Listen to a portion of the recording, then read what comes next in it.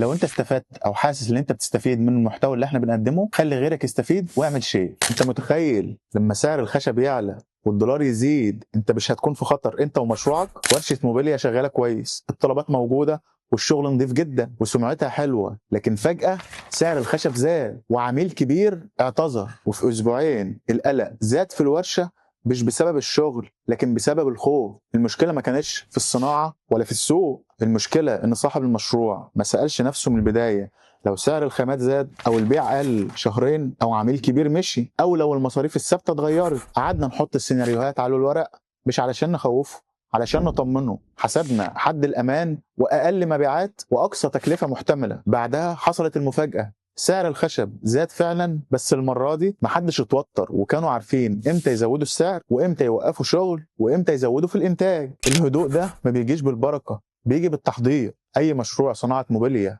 او مصانع صغيره لو ما حضرتش اسوأ سيناريو انت سايب نفسك للمفاجاه. دراسه الجدوى الصح بتخليك تدخل اي ازمه وانت واقف مش متكسر. لو حابب نعمل سيناريوهات الخساره لا قدر الله لمشروعك خطوه بخطوه، اكتب سيناريو ونخلي البيزنس يلعب بدفاع قوي قبل اي هجوم. انا الدكتور احمد ابو المعاطي، وفي ملعب البيزنس هنعلمك ازاي تلعبها صح.